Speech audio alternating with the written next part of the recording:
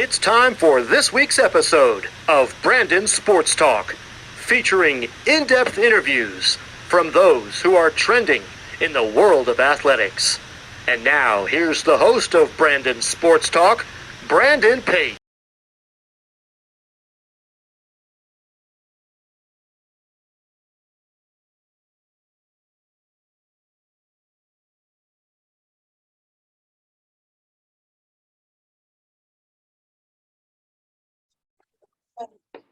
Welcome back to Brandon Sports Talk. In today's episode, I have the privilege to interview Canada rugby player Fabiola Forteza. How are you doing today? I'm good, thank you. Thanks for having me. You're welcome.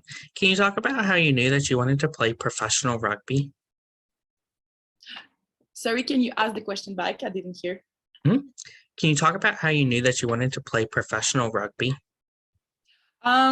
Well, professional rugby is kind of not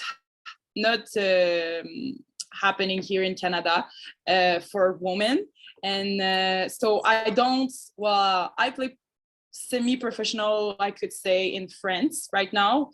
Some of the players in Canada are going overseas to play and have contracts here and there, but in Canada it doesn't really it's not happening. So I hope one day we're gonna get to professional rugby in Canada, but not right now. Mm-hmm. How is it like, obviously, getting to play in France and playing semi-professionally? It's awesome. It's been a good experience so far. I went there 2 years ago in 2020 when COVID started. We didn't have like rugby anymore in Canada because of COVID. So I wanted to play rugby so bad. I went to France. It was a great opportunity to play in Bordeaux with the Stade Bordelais. And the rugby community there was awesome. They welcomed me like a family. Actually, I felt really good in the first weeks there. And because I'm French speaking, it was perfect for me. I was also with some friends from Quebec, from my hometown, and my boyfriend came too. So yeah, it was good, and I'm going back actually next year to play a season with them again. So yeah, we finished third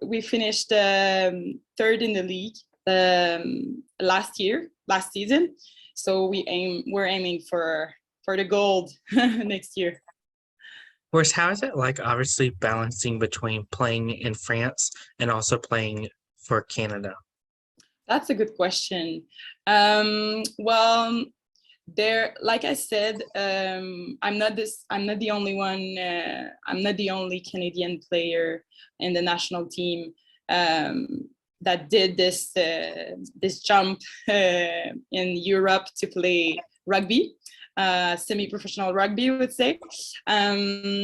So there are girls that went to England and others that went to France and other clubs in France. So what happened is that the coach were pretty much they knew we were in this situation, so it was all right. Like, we could fly from Europe and go to camps and tours. We were like liberated from our clubs to go play and train with the Canadian team during those camps and tour. But like, we're not full-time national athletes.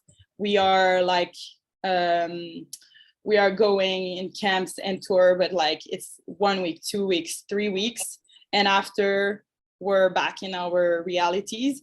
So that made us, well, that was possible for us to play in Europe and then train in some part of the year with the national team.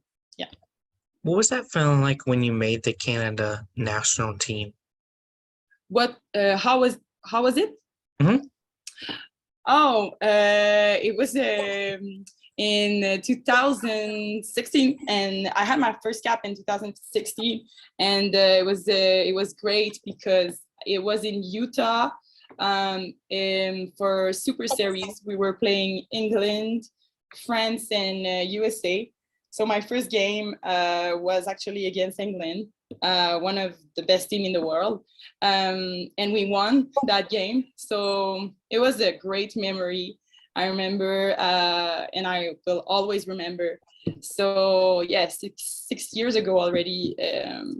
I was one of the youngest of the team too. So yeah, it was pretty special for me to wear the maple leaf at that time, and also I was coached by François Ratier, which is actually the man that gave me my shot to be in the next generation program for young potential athletes to go to to make the national team one day.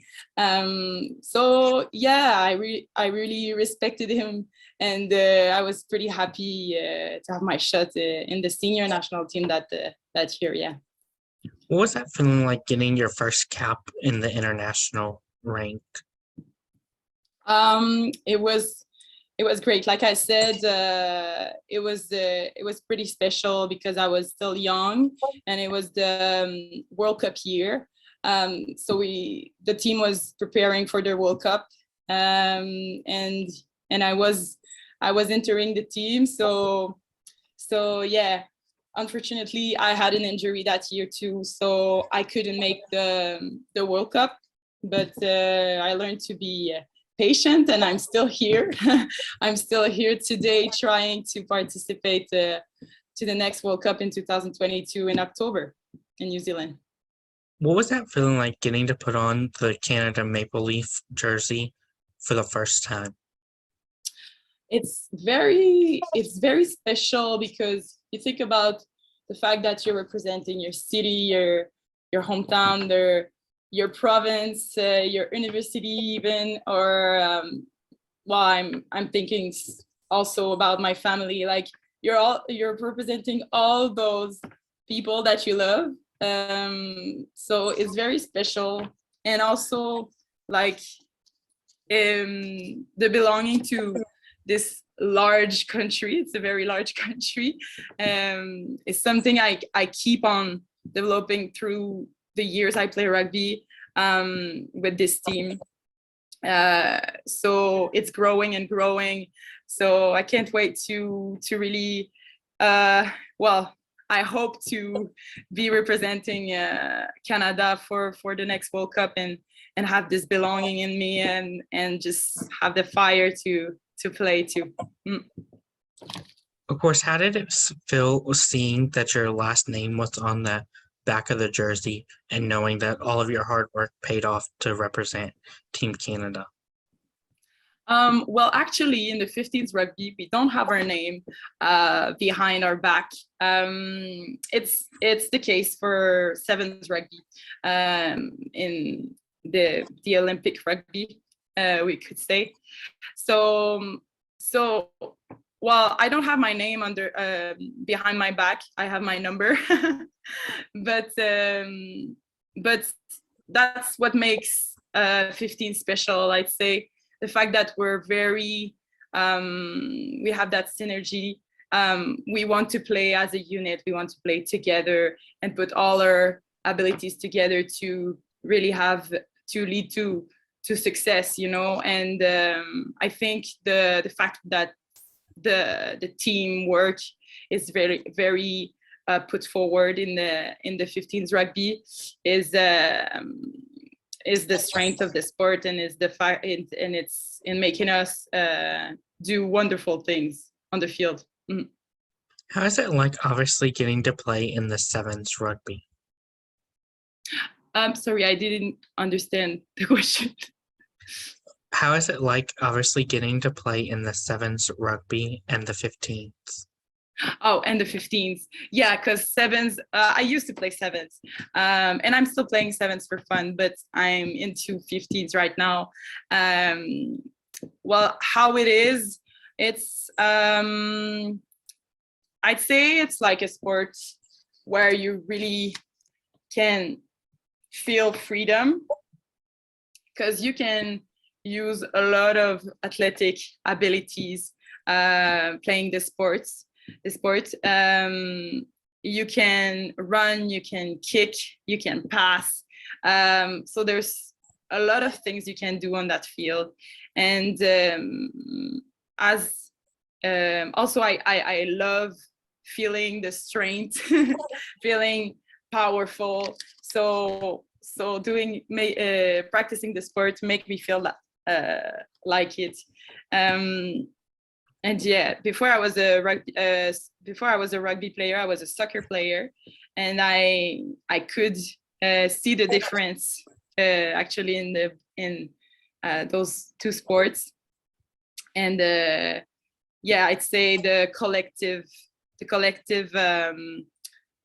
spirit in rugby is also something that I love, and I found that it was a revelation for me from the soccer.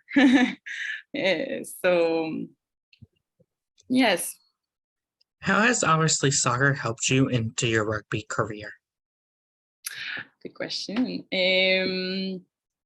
I think on like my speed, my cardio, all those athletic abilities, soccer helped me a lot. Obviously kicking, but now what is funny is that I don't kick anymore within my position in rugby. But I could continue and keep on kicking. I just focused on other skills. But yeah, and also being a team player. Yeah, soccer helped me to be a team player, and I'm enjoying it right now in rugby too. What are some of your favorite memories and moments representing Canada in rugby? The favorite moments is that I heard. Okay. Sorry, sometimes it cuts a little bit. One of my favorite moments in rugby in general, or playing for Canada? Playing for Canada. Oh, playing for Canada. Well, I would return to my first experience in the senior national team. My first cap in Utah in 2016 was, yeah, one of my best memories in rugby. And also there was a nice tour we did in England with the Maple Leaf. It was the development national team, so younger players, but it was so fun. I had so much fun with the same coach, François Ratier, that had brought me to high level rugby and taught me all the rugby skills. So he was part of those best special memories I had representing Canada. Yeah. Of course, what were some of your favorite memories and moments non-representing Canada and just playing rugby? I'd say with my provincial team. So I'm from Quebec City, so my provincial team is Rugby Quebec, and yeah, it's very nice to be part of that team because we have success on the field, but we have like that fun, that friendship, that craziness out of the pitch. So yeah, it started like in 2013 when I was a junior. We won the third place in Vancouver that year. It was with Jocelyn Barrio, a great coach that brings a awesome rugby culture. Like really team culture. And yeah, it was what made me pursue rugby, actually. So we always feel really welcome and at home when we're in that team. And yeah, no matter the time, the distance that separates us, we can just show ourselves as we are, and be the best teammate we can be. So yeah, it's a great environment. I love this team. Allez les Bleus. What are some of the things that you've learned playing professional rugby that has helped you into representing Team Canada Rugby? Oh, okay. Well, I'd say one thing that I learned is be patient, being patient with myself, because sometimes we want things right away. We are aiming for so much. We have dreams that we want to accomplish right now, but there's some challenges that comes in the way, and some difficulties that you can't really predict.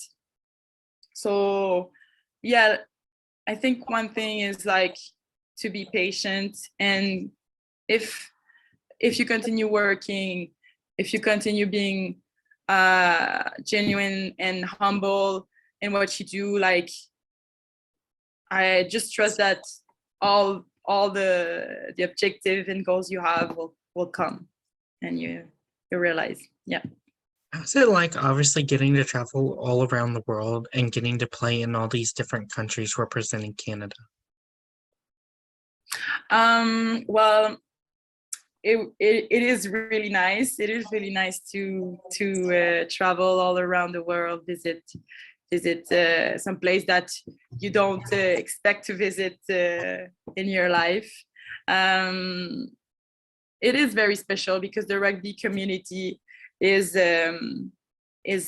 making you feel in a family, even though you're in France, even though you're in South America, or like everywhere in the world, people are just very welcoming in rugby. So because everyone can play rugby, like it's every size, whatever the level of skills you have, like you can play rugby and everyone is accepted. So it's a very open sport. And yeah, I love being in that community and travel and meet other rugby fans and rugby passionate people. Was it like, obviously, getting to play in that Canada-US rivalry game? When which game are you talking about? In general, playing against Canada and US. Oh, okay, I see. Yeah, for sure, it's a rivalry. It's well, it's just a game of rugby, still a rugby game, but we always want to win those games. And we know a couple of players in that team too. Some of our girls, well, the girls in my team are playing with a USA player in England, for example. So yeah, it's always fun. It's a good fight every time. How's it like, obviously, getting to meet your fans and having them ask for your autographs and photos while obviously touring around the country? Well, it's for sure very, very cool to have people coming and asking for photos after games, especially when we're at home. Like last Sunday against Italy, we played in Victoria, Langford. So we had a lot of family members in the crowd, and so yeah, it was quite special to live those moments, especially when it's since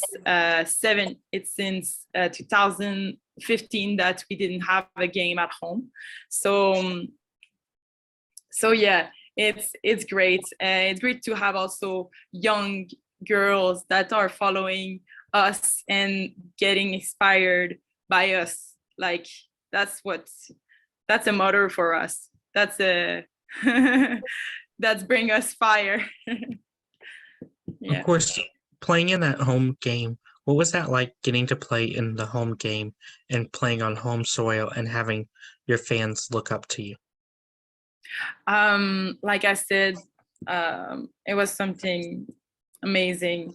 We were singing the anthem with some little girls and little boys that are playing rookie rugby here in Canada, here in Victoria, and it was fun, like just to have that contact with them and just be able to say like rugby is the best sport in the world. Just pursue what you're doing, and anyway, if it's not their sport, it's not their sport, but like if it's something that they like, I just we can encourage them to pursue it, because it can teach you a lot of things. The sport is a school is a school for life. Yeah. How is it like obviously getting to play with some of your players and some of your teammates like Sabrina? Oh, it's nice. It's nice playing with girls from my province. For example, Sabrina is in my provincial team also. And we are a lot in the Quebec team that are in the national team right now. So yeah, it's cool. They are all my friends, and we feel even more home when we're playing for Canada, because we're surrounded by friends like them. So Who are some of the people that you look up to in the sport of rugby? I'd say Karen Paquin is one of them. She's so genuine. She really has the rugby in her heart, and she's like, I don't know how to explain, but like she's a model for everyone that cross her path. Yeah, and she's still playing rugby and thriving. She made like 2 World Cups already, and she's going into the next. So yeah, good example for all the young girls and boys. And another one would be Kelly Russell, also playing my position. She played my position.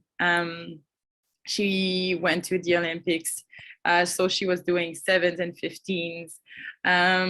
Yeah, she's a great leader, and I had the chance to play a little bit with her in 2016, 2017. So yeah. What are some of your future plans in the sport of rugby? My future plans are training the whole summer full time with the national team to prepare for the World Cup coming up, which is very exciting because we are centralized right now in Halifax, and we were centralized in Victoria during the month of July. But we're preparing for a game against Wales at the end of the month, and we're like in a pro settings, but we don't have professional contracts. So that's why we did a GoFundMe for the team, because there's a lot of girls that made sacrifices to be here training full time with the team. They had to let their job for the summer. So the GoFundMe is a way to collect some money to get good conditions during the centralization. And so for the listener, if you want to if you want to help us in our road to World Cup, so you can follow on Instagram Rugby Canada, or our page, our team page, which is Belief, BELEAF XV, XV for 15s in the Roman numbers. So yeah, what's coming up is that, and also next year I'm gonna go back to Bordeaux in France to do another season with the Les Lions Stade Bordelais that I love. What advice would you give people looking to represent their country and play rugby? My advice would be to be patient, like I said before, to be patient with what you dream of and what you want, and trust that if it doesn't happen right now, that if you work hard, it will come. And also play with your heart. Play with your heart, because yeah, that's what I learned in France, actually, playing with emotive people. Sometimes too much emotive. Well, I love it because they have that fire inside, and it is contagious. It is contagious, and they have a big heart. They are really willing to fight for their friends until the last minute. So yeah, play with your heart, be proud of yourself, and be patient. Yeah. That's great advice. Where can my listeners find you at on social media? Where we can find me in social media? Mm-hmm. My Instagram is Forteza, FORTEZA dot, sorry, I'm French, Fabi, FABY, pardon. So that's my Instagram page. And Facebook, it's Fabi Elena, ELENA. There we go.